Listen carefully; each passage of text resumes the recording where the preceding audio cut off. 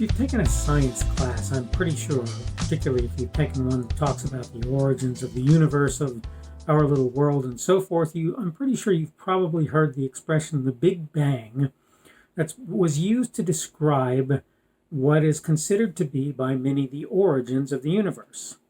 That's the subject of today's little video on the Daily Summation from Kurt's Religion and Politics. I'm your host. I'm Kurt. Glad to have you aboard today. Whether you're coming on Rumble, on YouTube, on the podcast, thank you for being here, or anywhere else for that matter. Today is Friday, the 26th of March of 2021. Let's get the administrative stuff out of the way quickly and early. But I wanted to talk, like I say, on the subject of the Big Bang. That's what I wanted to talk about today. That's not really all I wanted to talk about. I wanted to talk about a couple of things. One, about science in general, and two, about, quote, origin stories. But I wanted to start by saying this. You can make the statement that the Big Bang was the origin of the universe if you believe that it's true. And there are some reasons to suspect some level of veracity to the story. Though maybe not the way people like to couch it, in terms of the time that it took and so forth. And I'm not willing to argue that because I'm not really, frankly, sufficiently clued in to be able to do that. But what I will do is say this. Assume for a second there was this Big Bang and the universe propagated from that event. Is it really the origin? Really? Is it really the origin of things? Consider this. The concept that people are spinning with regard to the Big Bang is that there was this super compressed matter, the universe in the head of a pen, on the head of a pen, or energy, however you want to term it, that through some cause that we don't even know, exploded into the universe that we know today, that's extremely large, probably millions or more light years, hundreds of millions, I don't know, of light years. Very large, right? Light traveling at 186,000 miles a second, a light year is quite a long amount of time, or quite a long distance, I should say, not an amount of time. A year is a year, right? But a light year is a huge number. Huge number. So to travel at the speed of light for a year, it's you get this gigantic distance, right?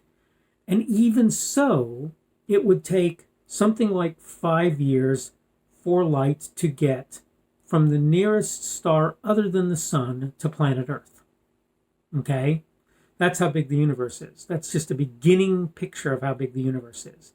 A lot of those stars out there that you see, according to the estimates of many people, are gone before you ever see them. The point of all of this is this. Is the Big Bang the beginning of the universe? I don't really think we can argue that it is, because there was something there that became what we know to be the universe before the Big Bang happened. I don't care if it was on the head of a pen in terms of its size. I don't care. It doesn't make any difference. Something was there.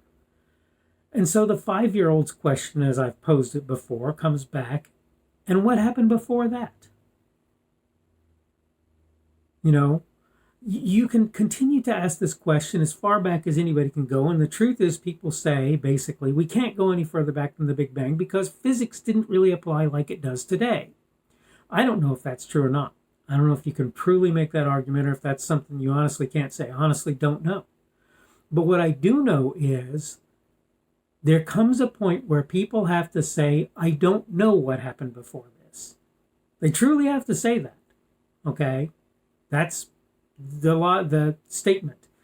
So this idea that the Big Bang is the origin story for the universe is not really such a great idea. And you can do the same thing with humanity, right? So you say that this primordial ooze came into existence. Oh, really? From what? You mean there were things there before the primordial ooze came into existence?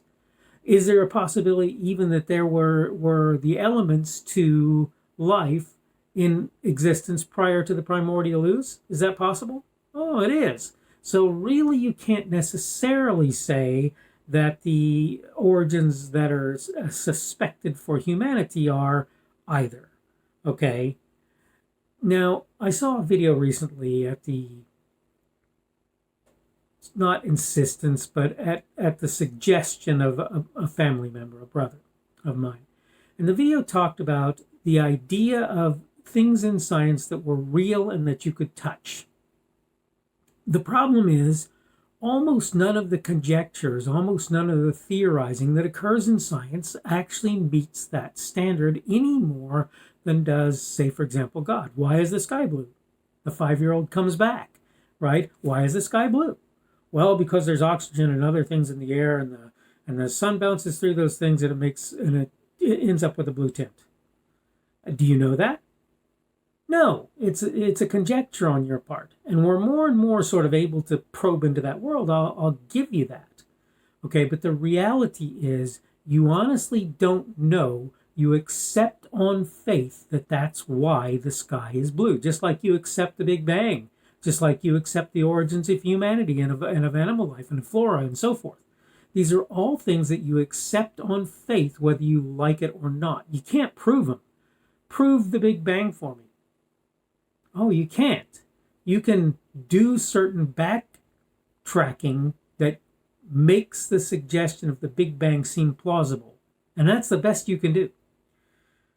There used to be, and I point this out periodically just to give people an idea about the touchy-feely part of science. There used to be this conjecture, and it was that there was this substance called caloric. It was considered a liquid, I think. And caloric was that which transfers heat from one thing to another.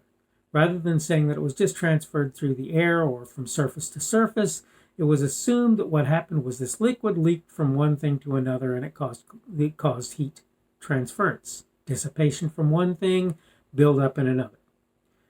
These days, nobody argues for caloric. Yet at the time, it was something people felt, I'm sure, quite like they could touch and feel. Is it? Was it? No. Heliocentrism, right? The sun being the center of the universe. This was something people thought. It was a touchy-feely of science. Is it real? No, it's not. Not as far as anybody can tell at this point. I want to also talk about something else. This is really important. I spent about a year working at a university that is a medical science university, and I wasn't any big shot or anything like that, but I got to see what people did when they went through the process. And I got to help at least one person prepare for his doctorate of philosophy in, I don't remember whether it was biochemistry or what, but something like that, right? Something to do with biology and science, and I think there was certainly a chemical element to it, but I don't remember what the actual degree was. The point I'm making is this: I got to help him to do that, and one of the things that he did was actually change the suppositions with regard to how certain things occurred in cellular life. People thought they looked like this, and he said, no, it looks to me like they look like that. And his boss was a guy who had, quote, discovered, end of quote, a series of proteins called the SNCS proteins, right? And this was his thesis. Nobody knew about that. But many times what actually happens is people say, yes, we thought this, but actually this is what's really true, okay? The point is, science is maybe not so touchy-feely as you like to think it is. And again, the Big Bang to me is a perfect example of basically faith on a lot of folks' part that this is how the origins of the universe occurred, as is the primordial ooze or soup concept that a lot of people try and sell as well, where it comes to where life came from. And so many other things work this way. Caloric, again, is a perfect example of this, and there are so many more, right? Literally, the measurements to the size of the Earth that were so wrong that Columbus thought he was going to hit India by the time he just hit the Americas. All right. I'm basically out of time, but I hope you are sort of seeing what I'm saying. Science is not a touchy-feely thing. The Big Bang is not really an origin story. There's questions as to whether or not any sort of primordial soup could ever be said to be origin stories for humanity. Today is the 26th, of March of 2021, and it is Friday.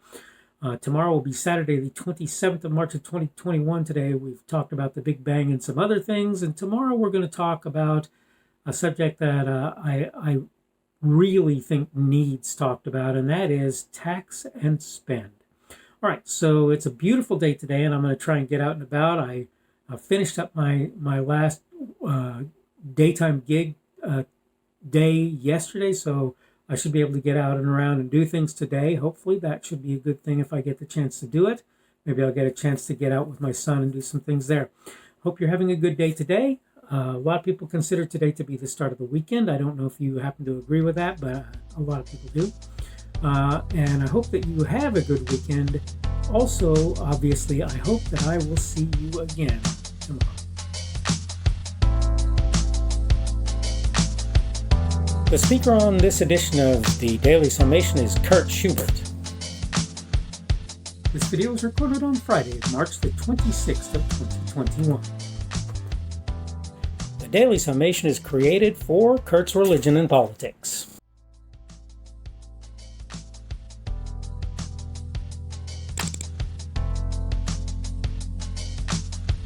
Thanks for watching this edition of the Daily Summation from Kurt's Religion and Politics. I hope you found it entertaining or instructional, or maybe both. If you want to see more from me, you can go to blogs.kpschubert.com. That's blogs.kpschubert.com. I am on Twitter, Parler, and Minds.com. My handle on each of those is @kpschubert. That's @kpschubert. I have a Rumble and a YouTube channel. They are the Kurt's Religion and Politics channels on Rumble and YouTube. I have a Facebook page. The Facebook page is Kurt's Religion and Politics as well. I am on Patreon. If you want to support me, that's one of the better places you can do that. And you will find me at Kurt's Religion and Politics on Patreon. I have a podcast. The podcast is podcasts with an S. .kpschubert.com. That's podcasts.kpschubert.com. I think you should be able to find me with relative ease on Apple Podcasts, Google Podcasts, and Spotify as well.